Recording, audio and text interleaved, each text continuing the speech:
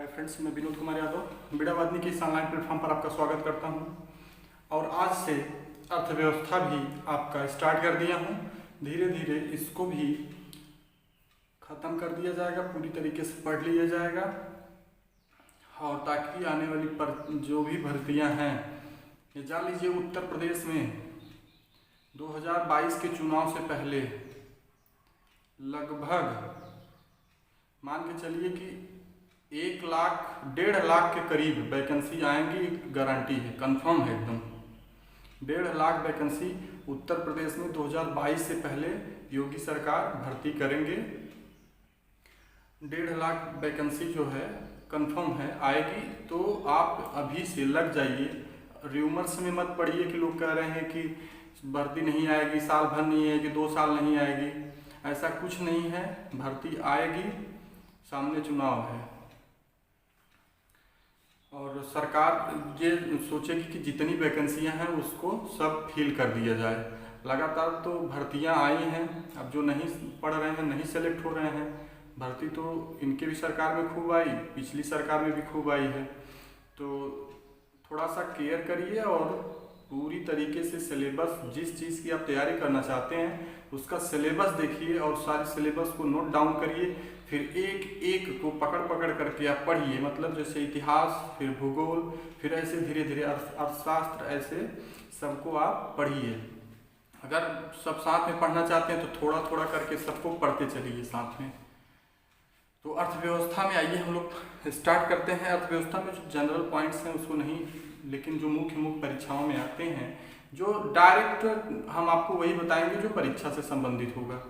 एक तरीके से बहुत बड़ी थ्योरी नहीं बताई जाएगी। परीक्षा से संबंधित जितने प्रश्न होंगे सारे होंगे, एक भी बाहर नहीं जाएगा, ये गारंटी मेरी है।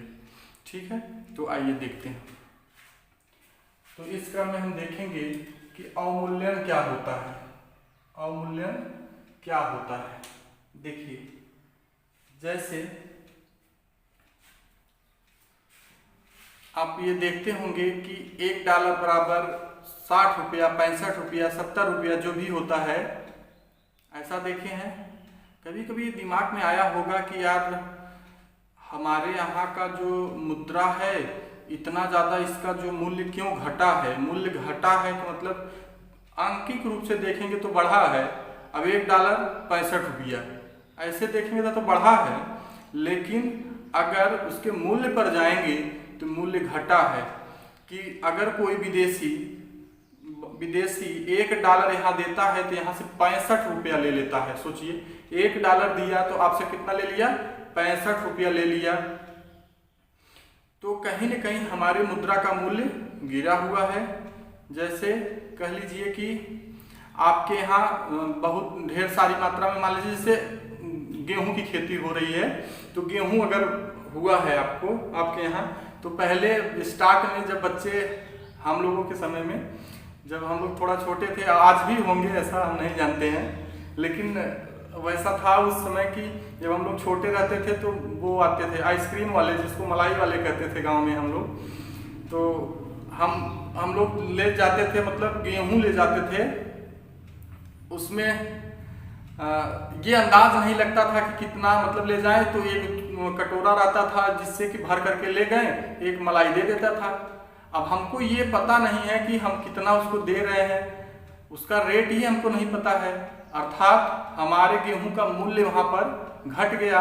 1 किलो गेहूं का लगभग दाम, अब मान के चलिए 15-16 रुपया है, वो हमको 1 रुपये की मलाई दे देता था, 1 रुपये की आइसक्रीम दे देता था बर्फ वाली, तो हम लेके चले आते थे।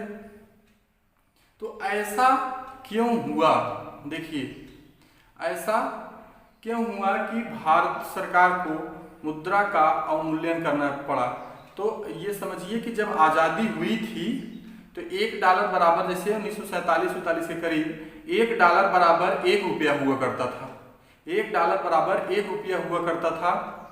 लेकिन जैसे जैसे मतलब समय बीतता गया, सरकार नियमों में परिवर्तन करना स्टार्ट की और अवमूल्यन, मुद्रा का 3 बार मुद्रा का अवमूल्यन करवाया गया। मुद्रा का अवमूल्यन इसलिए करवाया जाता है ताकि, जैसे अब अगर मान लीजिए कि हम दुकानदार हैं, हमारे पास दुकान है, तो जो चीज़ आज हम 100 रुपये में दे रहे हैं, आज हम 100 रुपये में दे रहे हैं, कल हम 50 रुपये में कर दें, कल हम 50 रुपये में कर दें तो लोग बहुत ज़्यादा ले जाएंगे।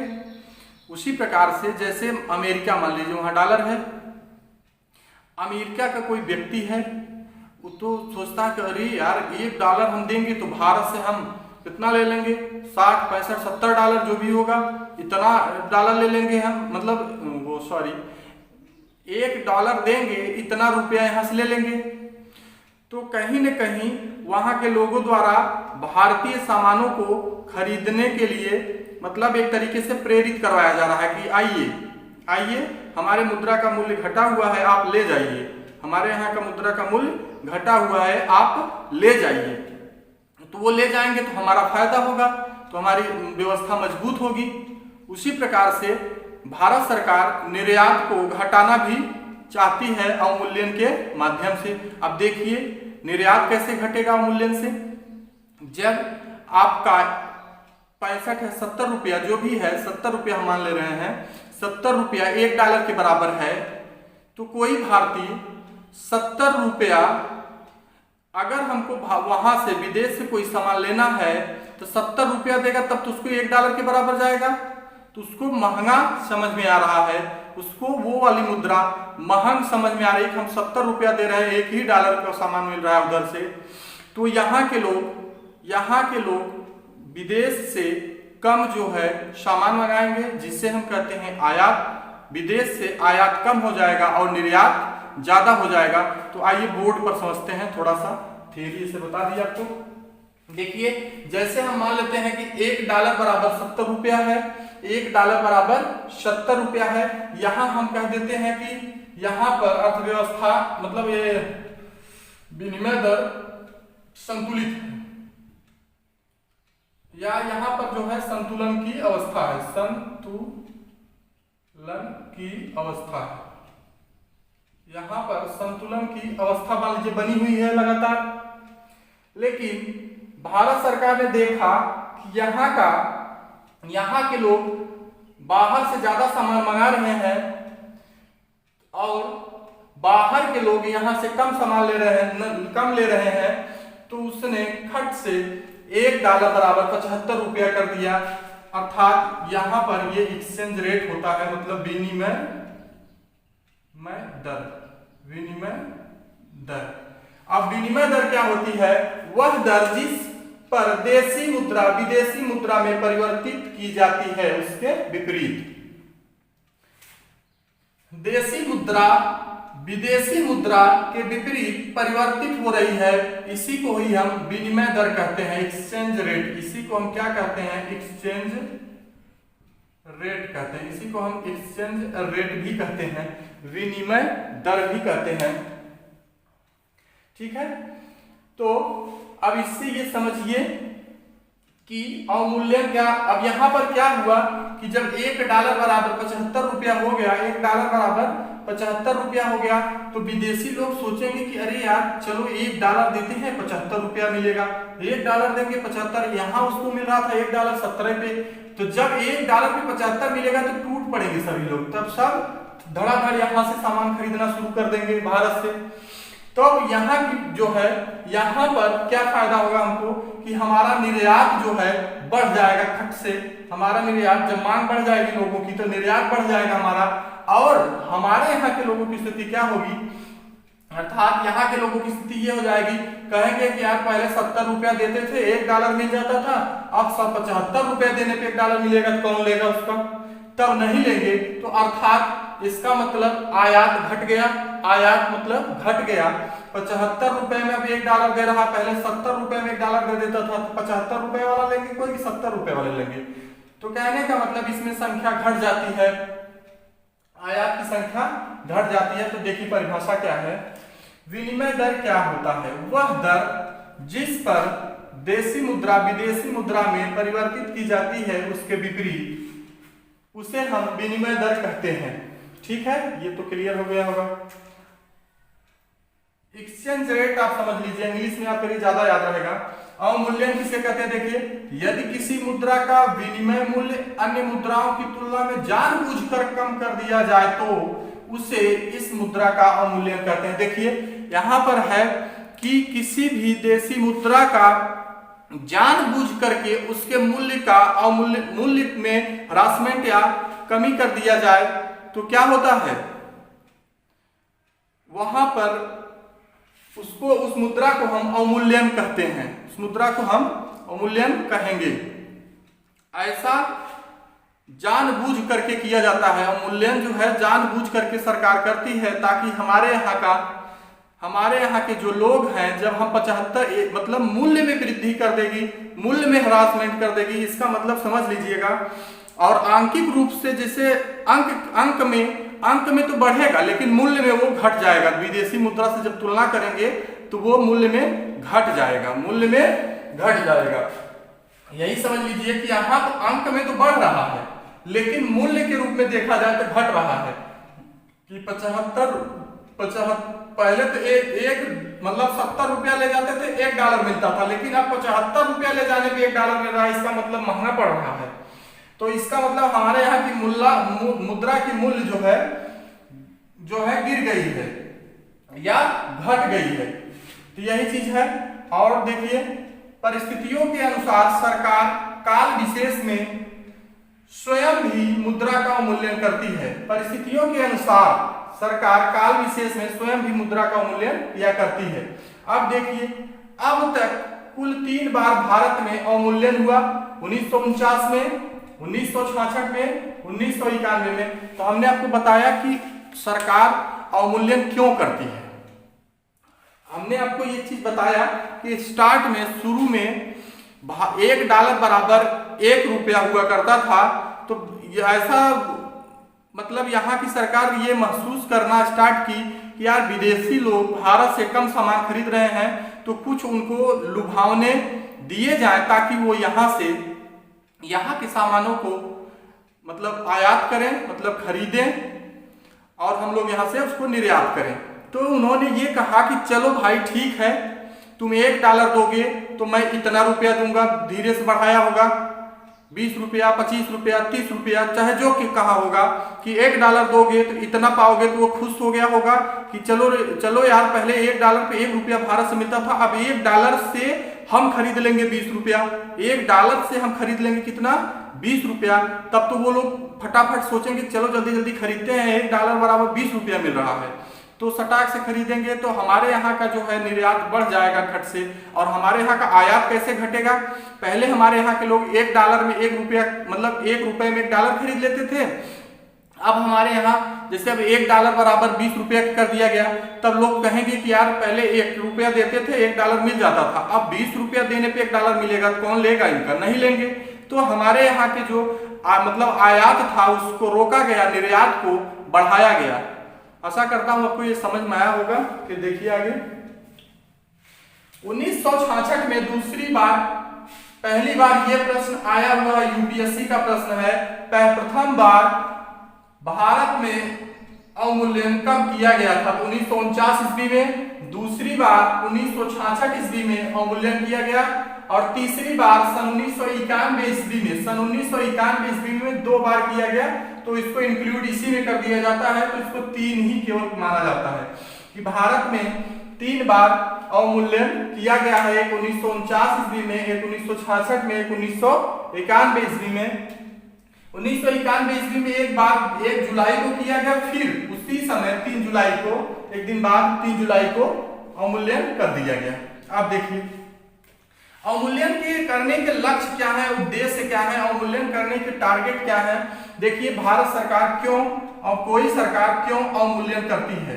देखिए निर्यात को बढ़ाना, जैसे हमने आपको बताया कि $1 बराबर 70 रुपया अगर है और फिर $1 बराबर 75 रुपया हो गया, तो जब ये अमेरिकी लोग हैं, मान लीजिए अमेरिकी लोग पहले $1 देते थे तो 70 रुपया मिलता था।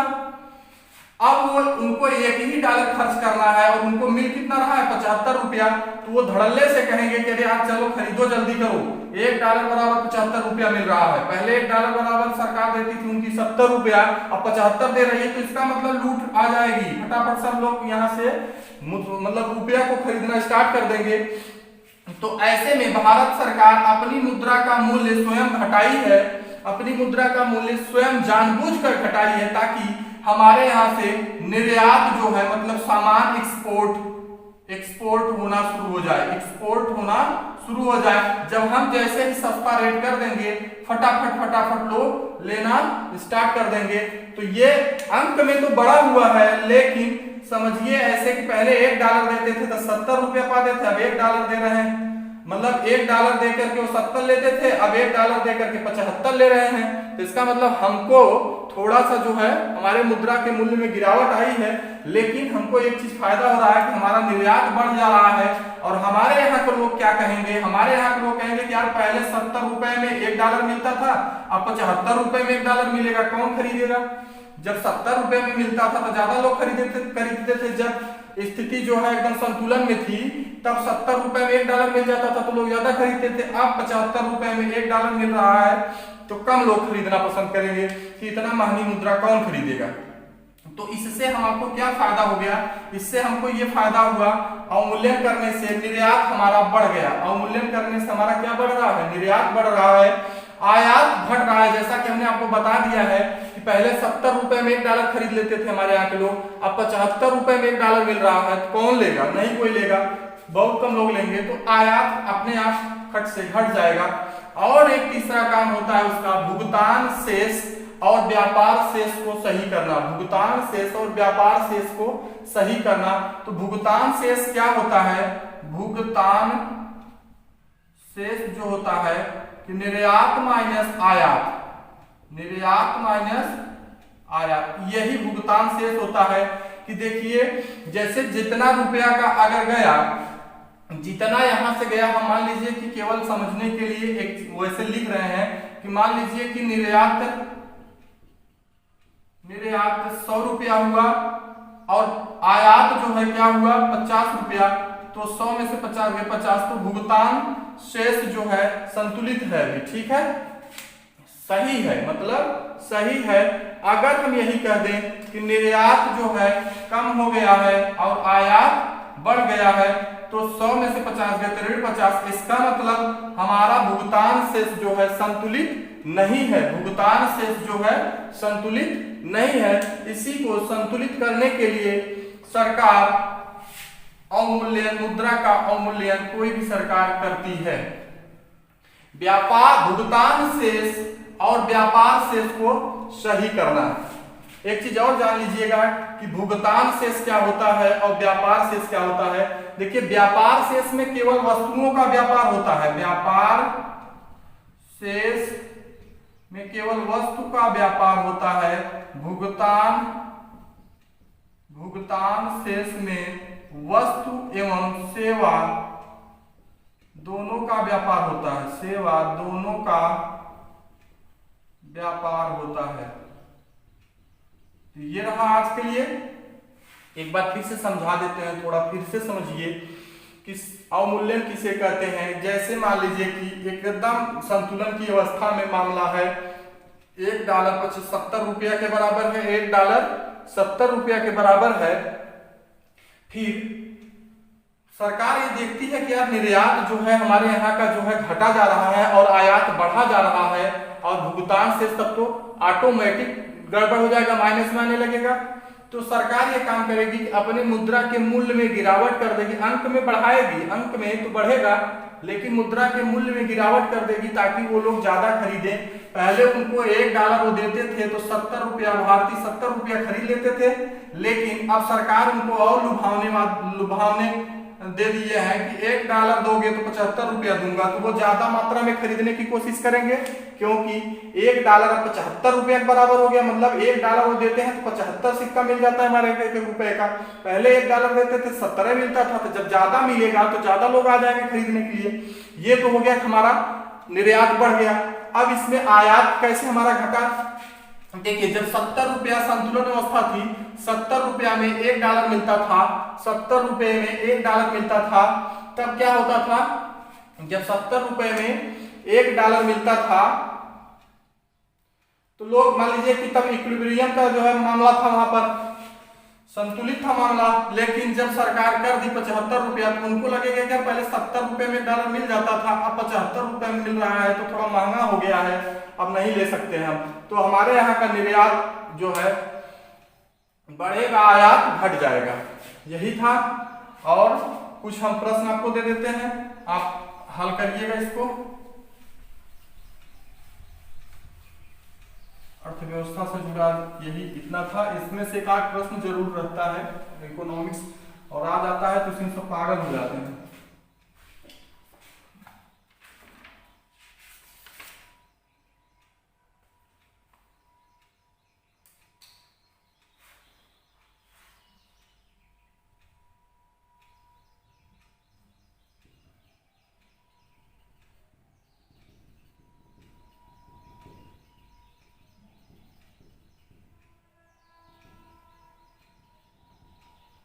पहला है व्यापार शेष में कौन सम्मिलित है, कौन मतलब सम्मिलित है कि वस्तु या वस्तु सेवा दोनों। दूसरा प्रश्न है इसी का आपको, मुद्रा का मूल्यन का अर्थ क्या है, अवमूल्यन का अर्थ क्या है। तीसरा है भारत में पहली बार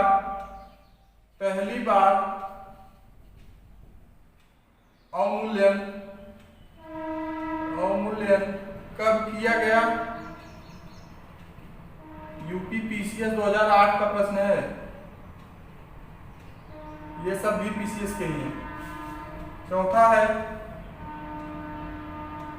एक देश अपनी मुद्रा के अवमूल्यन का सहारा लेता है, एक देश अपनी मुद्रा के अवमूल्यन का सहारा लेता है। क्यों में मतलब बताना है क्या क्या उसको लाभ होगा। तो आप कमेंट जरूर करिएगा, जरूर से जरूर करिएगा कि सर इसका आंसर ये सही है, इसका आंसर ये सही है, इसका आंसर ये होगा, इसका आंसर ये होगा, ऐसे लिख करके। व्यापार शेष में कौन सम्मिलित है, अब यही एक ठोल लिख लीजिएगा। भुगतान शेष में कौन सम्मिलित है, ये प्रश्न आता है, बहुत बार आया हुआ है। भुगतान शेष में कौन सम्मिलित है। मुद्रा का अवमूल्यन का अर्थ क्या होता है, पहली बार अवमूल्यन कब किया गया। लास्ट बार भी पूछा गया है कि एकदम लास्ट बार समय सहित पूछा गया है कि कब किया गया। एक देश अपनी मुद्रा का अवमूल्यन का सहारा क्यों लेना पड़ता है उसको। तो आज के लिए बस इतना ही। आप देखते रहिए वीडियोबात में वीटू चैनल को लाइक शेयर और सब्सक्राइब जरूर कर लें, ताकि आपको जो भी नए स्टूडेंट हैं वो जरूर कर लें, ताकि नोटिफिकेशन आप तक पहुंच सके। बहुत बहुत धन्यवाद।